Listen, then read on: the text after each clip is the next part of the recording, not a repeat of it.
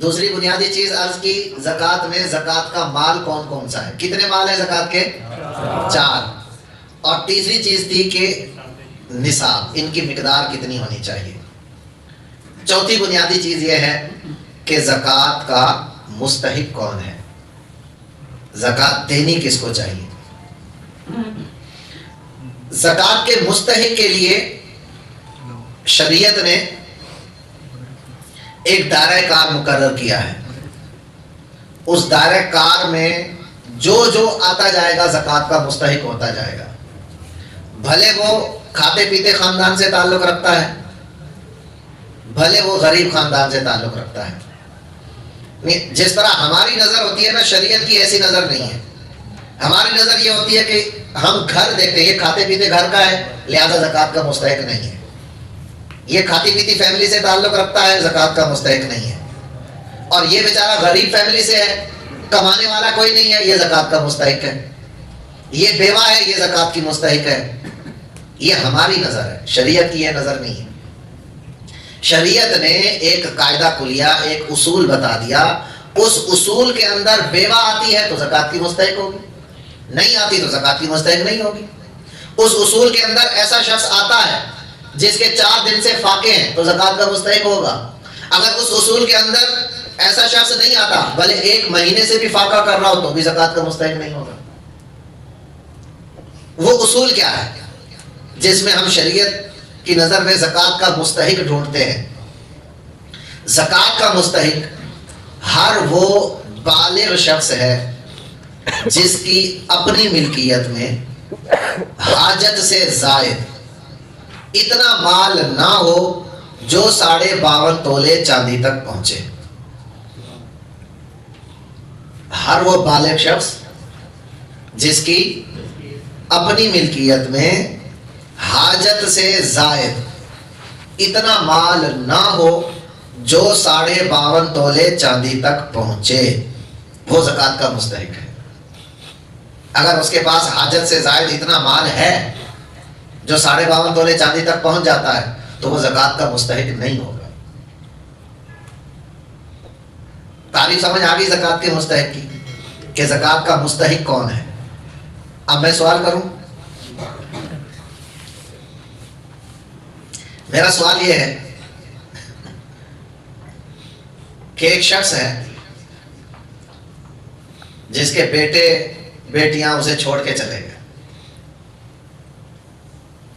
وہ بیچارہ کبھی اس گھر سے کھاتا ہے کبھی اس گھر سے کھاتا ہے، لیکن اس کا اپنا مکان ہے اور مکان بہترین لوکیشن پر ہے. اس کی قیمت لگائی جائے تو 4 کروڑ بنتی ہے. کیا ایسا شخص، اس کے علاوہ کوئی بینک بیلنس وغیرہ کچھ بھی نہیں ہے، پلاٹ زمین کچھ بھی نہیں، بس یہی ایک مکان ہے 4 کروڑ کا، ایسا شخص زکوٰۃ کا مستحق ہے یا نہیں ہے؟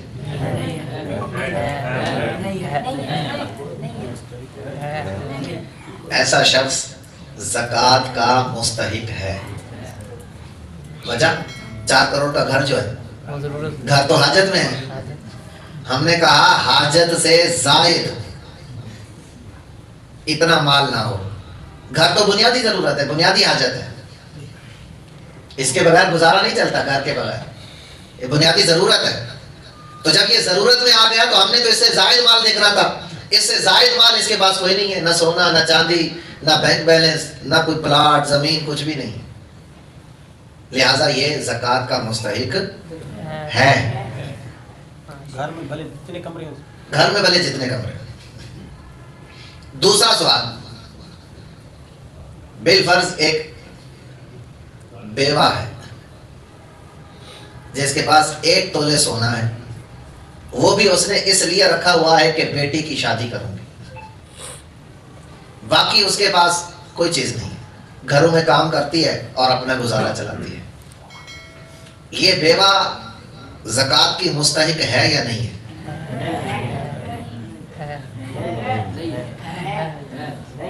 یہ بیوہ زکوٰۃ کی مستحق نہیں ہے. وجہ یہ ہے کہ 1 تولہ سونا حاجت میں تو نہیں، سونا حاجت میں نہیں ہوتا، وہ تو جب بیٹی کی شادی ہوگی تب دیکھیں گے. فی الحال تو اس کی حاجت سے زائد ہی ہے نا 1 تولہ سونا. اور یہ 1 تولہ سونا 52.5 تولے چاندی تک پہنچتا ہے، اس کے پاس ہے اتنا مال، لہذا زکات کی مستحق نہیں۔ آئی سمجھ یا نہیں؟ سونے کی تو وہ اکیلا سونا ہوگا تو پھر اس کی وہ فرض ہونے کے لیے، زکات کے مستحق میں حاجت سے زائد کوئی بھی ہو، بھلے یہ اکیلے ہوں یا دوسرے کے ساتھ مل کر آ جائے، یہ اتنے نہیں ہونے چاہیے جو 52.5 تولے چاندی تک ہوں۔ اگر ہوں گے تو پھر زکات کا مستحق نہیں۔ اچھا، یہ جو میں نے عرض کی کہ زکات کا مستحق یہ ہوتا ہے جس کی اپنی ملکیت میں 52.5 تولے چاندی حاجت سے زائد اس کے برابر مال نہ ہو۔ اب آپ نے جس کو زکات دینی ہے تو کیا اس سے انٹرویو لینا پڑے گا کہ بھائی صاحب آپ کی ملکیت میں کیا کیا ہے مجھے بتائیں پہلے، تاکہ میں جانچوں، کیونکہ میں زکات کورس سیکھ کر آیا ہوں، میں جانچوں کہ بھئی آپ زکات کے مستحق ہیں بھی یا نہیں۔ تفتیش نہیں کرنی، انٹرویو نہیں لینا، لیکن غور کرنا ہے۔ یہ معلومات شریعت نے آپ کو دی ہیں کہ آپ سوچیں، غور کریں، جس کو آپ زکات دے رہے ہیں آیا اس کی ملکیت میں حاجت سے زائد اتنا مال ہوگا جو 52.5 تولے چاندی تک پہنچے؟ اگر آپ کو لگتا ہے ہاں یار اتنا تو ہوگا ہی، حاجت سے زائد ہی ہوگا، پھر وہ زکات کا مستحق نہیں ہے۔ اگر آپ کو لگتا ہے کہ نہیں یار اس کی حالت بتا رہی ہے کہ اس کے گھر میں کوئی اتنا مال نہیں ہوگا جو 52.5 تولے چاندی تک پہنچے حاجت سے زائد، تو آپ اسے زکات دے سکتے ہیں۔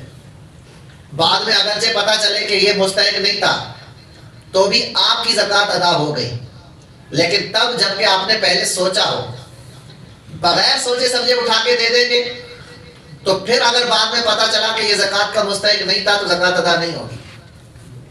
سوچنا ہے صرف آپ نے صرف خود غور کرنا ہے۔ بعض اوقات ایسا بھی ہوتا ہے کہ عموماً بھائی بہنوں کا معلوم ہوتا ہے کہ میری بہن کے پاس، میرے بھائی کے پاس یہ مال ہے، اب وہ اگر حاجت سے زائد ہے تو بھلے آپ کی بہن، آپ کا بھائی فاقے میں ہے، تب بھی آپ زکات نہیں دے سکتے۔